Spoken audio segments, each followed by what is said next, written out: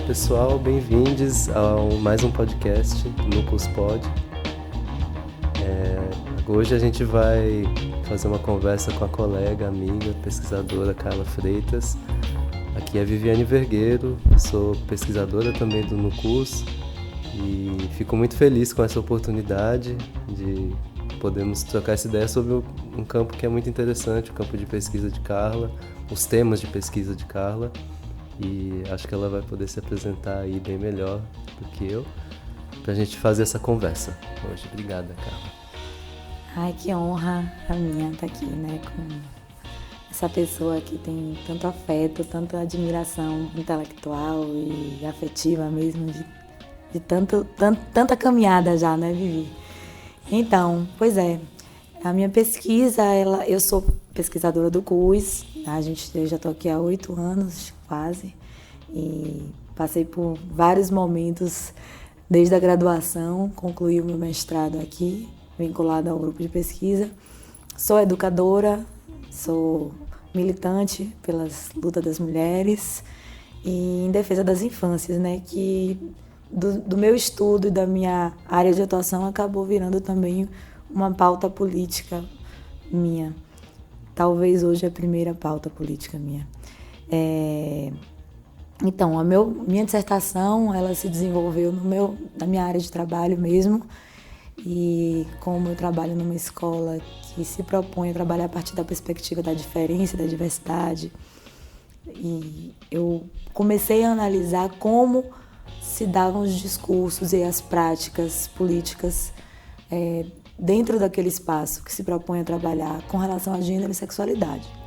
E aí eu comecei a me deparar com algumas questões que me deixavam pensando por que essa instituição, essa escola, esse espaço, que é tão acolhedor às diferenças, e de fato e faz um trabalho tão diferenciado dentro de uma proposta de educação, outra que não a tradicional, consegue avançar em tantos marcadores, como capacitismo, como inclusive de uma forma ainda meio armengada, mas faz uma inclusão sim de raça e de classe, mas no que se refere à questão de gênero e sexualidade, os avanços ainda muito tímidos, né? Quando não inexistentes. E aí eu fui me debruçar sobre isso.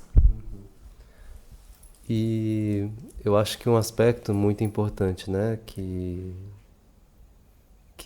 existe, né, em torno da sua pesquisa é esse debate que é crítico hoje em dia no contexto político atual sobre a infância e a adolescência, especialmente quando a experiência dessa criança, dessa pessoa adolescente, não está dentro de certas normas esperadas, né? Dela ser cisgênera, dela ser heterossexual, ou aparentemente ser cisgênera ou heterossexual.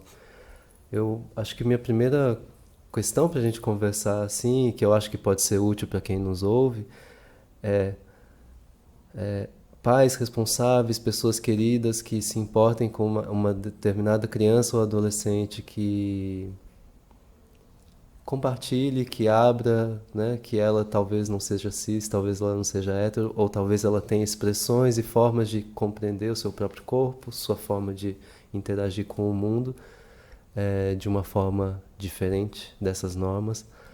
O que você diria, assim, enquanto estratégias para essas pessoas que queiram, né, cuidar delas, ter um processo de acolhimento, carinho e cuidado, e estratégia também de como negociar espaços?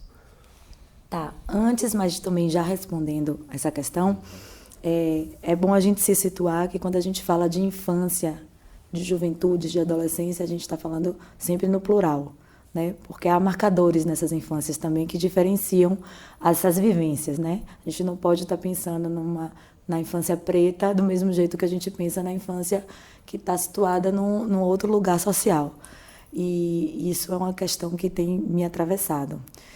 Junto com isso, eu tenho pensado muito diante desses debates que a gente que tem emergido aí nos nossos estudos sobre o lugar de fala. Isso, para mim, foi um problema metodológico na minha pesquisa e que eu não resolvo completamente. que é o lugar de fala das infâncias, né, da criança. Quem fala pelas crianças? E aí, quando a gente vai pensar e desenvolver isso, as vivências infantis, as crianças, elas são tuteladas, né, por por projetos de dominação também. Então, instituições religiosas, né, o corpo da criança enquanto sagrado, de onde é que vem esse discurso? Né, essa pureza infantil, de onde é que vem esse discurso? O Estado que tutela, que diz, né, essa criança pode ficar com essa mãe porque essa mãe está dentro de uma normatização do que a gente entende do que é ser mãe. As ciências psi que dizem o que é que essa criança está dentro de um padrão de normalidade de uma infância, de uma criança, entre mil aspas, saudável e não saudável. Com desenvolvimento esperado, exatamente, né, ideal. E aí a gente já flerta com a questão da medicalização, né? Então, assim, considerando tudo isso, a gente percebe, eu enquanto pessoa educadora que está lidando, estou sempre nessa relação dentro do campo educacional, família, interesse das famílias, interesse da escola e as crianças. Né? O que é que eu percebo? Há uma dificuldade muito grande no que diz respeito a gênero e sexualidade, mais do que qualquer outro assunto, dos adultos tirarem o seu adultilizado das infâncias. Então, assim, a vivência sexual da infância, da sexualidade, das expressões de gênero na infância, não podem ser lidas, não podem ser entendidas e compreendidas através do olhar do adulto. Não é a mesma coisa. Né? A experiência sexual da criança é outra coisa, não é o sexo adulto. Né? Logicamente, a gente entende que na infância eles também exercitam poder. Dentro dessa lógica de poder, as crianças também estão experimentando o machismo, a dominação. Tudo isso está posto para as crianças. E aí o que vai diferenciar como é que a gente está conduzindo isso é justamente como o olhar que o adulto tem. Então, assim, para a criança, quando a criança brinca, quando a criança tem um brinquedo, para ela é um brinquedo. E aí como a gente conduz, como a gente apresenta o modo de brincar com aquele brinquedo, é que vai dando o contorno de gênero, de sexualidade para a criança. E ela vai entendendo esses códigos, acessando, aceitando ou não, negociando ou não, transgredindo muitas vezes, né, e testando até onde ela pode ir. E aí eu posso dar 2 exemplos que eu gosto de dar. E vou usar o meu filho. Meu filho me viu pintando unha. Ele tinha 4 anos de idade. E aí ele pediu para eu pintar a unha dele. E eu pintei a unha dele. E na hora de escolher a cor, ele escolheu verde, porque ele disse que rosa era de menino. Então, alguma coisa ali já acessou para ele de que a cor já está dentro desse binarismo. Mas o esmalte não. Para ele, o esmalte era unha colorida. Não tinha necessariamente ainda o sentido do feminino. E ele se permitiu, então, botar o esmalte mais o verde. Porque ele sabia que se ele fosse para a escola com o esmalte de outra cor na cabeça dele, né, ele ia ser interpelado. Não pelo esmalte, pela cor. Então, assim, eles vão entendendo esses códigos, vão negociando. Então, à medida que a gente vai colocando a nossa carga moral, né, nisso, nessas situações, a criança vai criando estratégias para lidar com isso do jeito que ela pode, das possibilidades infantis dela, né? E aí a gente tem crianças que têm uma possibilidade de elaboração maior, outras que vão se retrair, outras que vão abrir mão, outras que vão deixar para lá e vão resolver isso mais tarde, vão lidar com isso de outro jeito mais tarde. E é bem doloroso a gente perceber que as crianças vão abrindo mão. Eu que trabalho com essa faixa etária de 6, 7 anos, elas vão abrindo mão da ludicidade. Eu percebo que há um sequestro dessa possibilidade de se viver plenamente a infância. Né? Há um sequestro dessa possibilidade. E isso é uma coisa extremamente violenta. Quando a criança passa a se negar a possibilidades de brincadeira, porque há algo ali naquela atmosfera adulta que diz para ela que não, que ela não entende o que é, mas que não. E aí ela vai elaborando isso ao longo do tempo. Um dos sintomas desse mundo adoecido, né? Com o qual você abre, né? Ou está bem nos inícios da sua dissertação, né? E é muito bacana isso que você coloca dos diferentes recortes sobre as infâncias e as adolescências. É, fico me perguntando assim, né, considerando que o seu recorte de pesquisa, por exemplo, foi em um espaço em muitos aspectos, ou em raça, classe, por exemplo, né, um espaço extremamente privilegiado Sim. dentro do contexto não só de Salvador, mas Brasil, América Latina, que seja, inclusive dentro das propostas de ensino, né?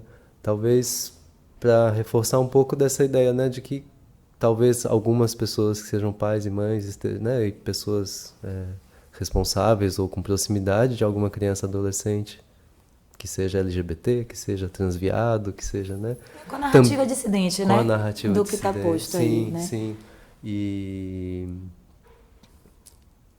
E que elas potencialmente se depare com uma escola que não tenha o mesmo campo de propostas, que tipo de negociação e estratégia você pensaria como possível para apoiar, né, dar o suporte em relação a esse espaço escolar que, de fato, mesmo num espaço como esse, Sim. em termos de gênero e sexualidade, pode ser muito restritivo Pode também. ser.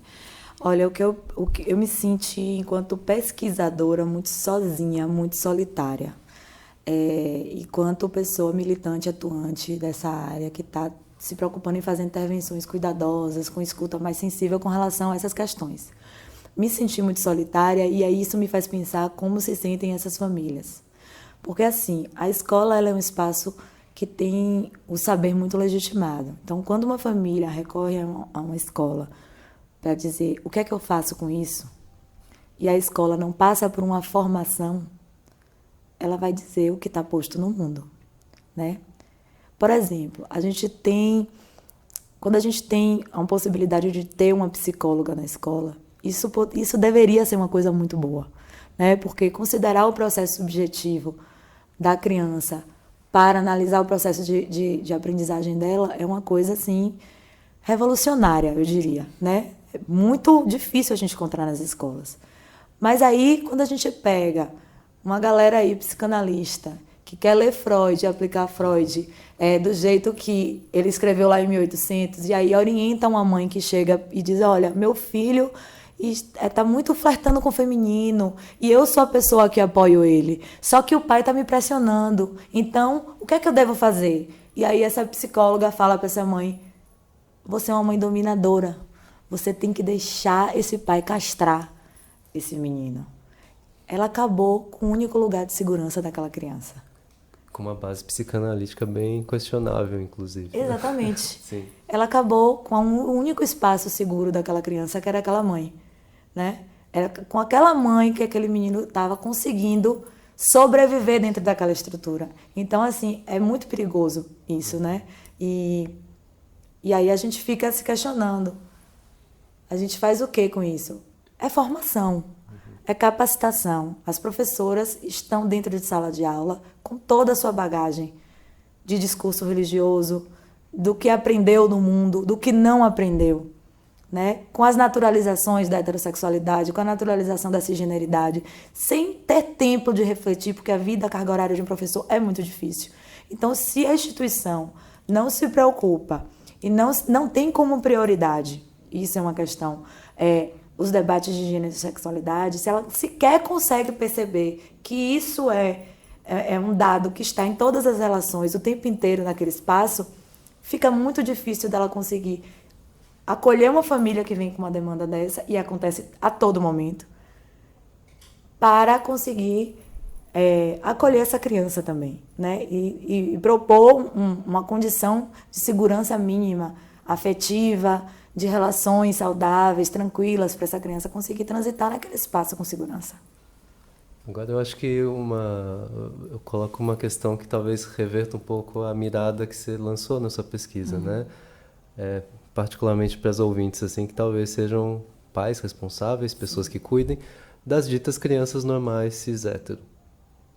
Como elas podem lidar e construir essa ideia de diversidade, de relação com o diferente a partir de outro lugar. Porque muitas vezes nesse campo de gênero e sexualidade a gente fica focando na criança diferente, na família da criança diferente, mas há uma responsabilidade muito grande, né, desses tantos pais e mães. que estão na zona de conforto. Exato.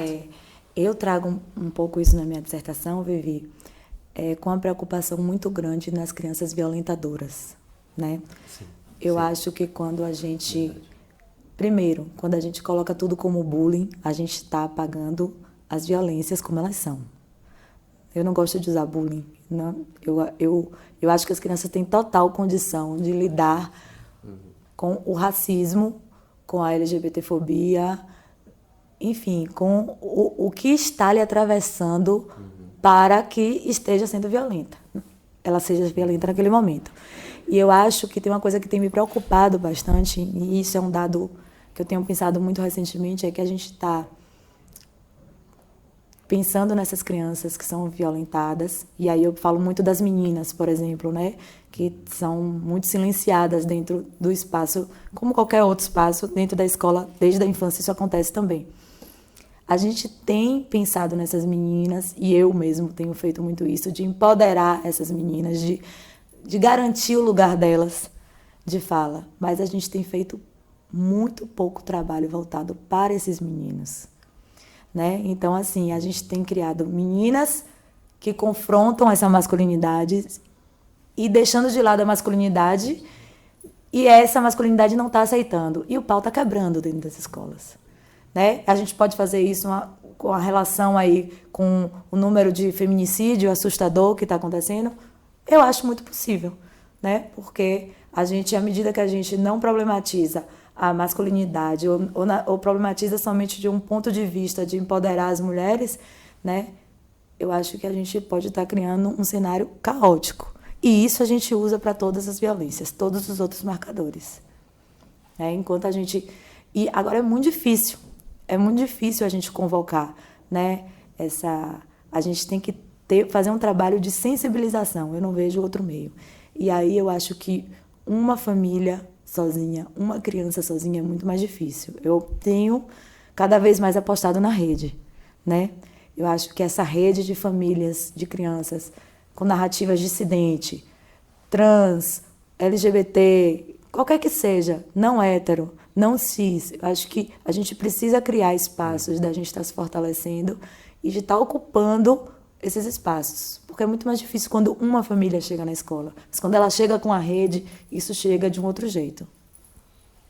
Que bacana ouvir isso. Eu pensei um pouco no viés da normalidade, porque também, né, lembrando da dissertação, uma das crianças violentadoras, ela tinha questões neuroatípicas também, né? Então, exatamente. A gente pode, às vezes, pensar nesse paradigma da criança violentadora como também um paradigma da diferença. E eu pensei muito nas crianças normais que não tem nenhuma questão, Sim. Né? Sim. E às vezes essa zona de conforto se reproduz com muita calma, muita tranquilidade. Por isso que eu quis reforçar. É coisa do menino, né? É coisa do menino, é coisa de menino. E aí, quando você traz esse caso, eu me lembro da importância da gente estar pensando interseccionalmente sempre, né? Porque assim, eu também não posso pegar e transformar tudo em simplesmente machismo vindo de uma criança. Quando a gente pega uma criança que traz uma questão sensorial e que a relação dela com o toque, com o corpo de qualquer outra pessoa é uma questão para ela, e eu simplesmente pego e transformo o toque dela numa outra criança em machismo, a gente também está desconsiderando aí que esse menino passa por uma questão atípica, né, neuroatípica, e aí eu transformo ele numa outra criança em um violentador. É muito superficial, é muito fácil. Eu acho que um comentário, assim, né, pra gente querer te ouvir também sobre as questões da patologização e da medicalização das infâncias e adolescências, né? Porque acho que é um diálogo que tem sido bem importante em vários graus interseccionais, inclusive. Sim. Eu queria... Sim. É complicado, né? Tem assim, a quantidade de criança que a gente tem recebido que diagnosticadas é muito impressionante, assustador. E esse diagnóstico vem sempre acompanhado de uma tentativa de medicalizar. Um espaço como um espaço que trabalha com a perspectiva da diferença tende, e eu estou falando porque eu estou nesse lugar, né, nesse espaço, tende a problematizar isso. Qualquer diagnóstico que é chegado lá para a gente problematiza, a gente questiona, a gente não aceita. porque o que a gente percebe, por exemplo, de crianças que têm uma socialização mais precária por conta do autismo, por exemplo, é que mesmo essas crianças com grave comprometimento de sociabilização, quando medicadas, elas têm um rendimento muito difícil. Tanto na interação, na relação com as outras crianças, quanto pedagógico mesmo. Então, assim, a gente percebe que o efeito é o contrário. Eu acho, assim, que tem situações que, sim, a gente... Não é todas, né? Como para tudo na vida, né? A gente não pode aplicar para todas as crianças. Mas o que a gente percebe é uma tentativa de medicalização de qualquer diferença. De qualquer diferença. Se um menino é uma criança curiosa demais, isso pode ser lido dentro do espectro autista, que é o que tem se dito muito, né? É uma criança dentro do espectro autista. Vamos ver o quanto ele dá conta. E aí, se ele começa a não dar conta por algum motivo, e muitas vezes ele não dá conta por uma incompetência da própria escola, de como as coisas estão sendo conduzidas, então a gente medicaliza ele. É muito mais fácil a gente medicalizar a criança do que a gente admitir a nossa própria incompetência, né, enquanto educador. Carlinha, é uma conversa muito longa, obrigado demais. Acho que abre também para a gente conhecer sua pesquisa mais. E pontuando uma coisa que é muito afetiva, né? E sua pesquisa teve muitas fronteiras.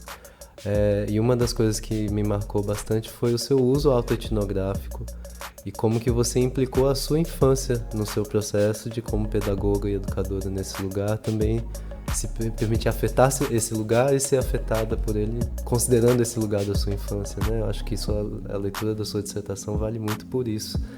E eu te agradeço demais, assim. É muito bom a gente estar nesse diálogo. Agradecemos a todo mundo que esteve ouvindo. E é isso, mais um Núcleos Pod para todos aí.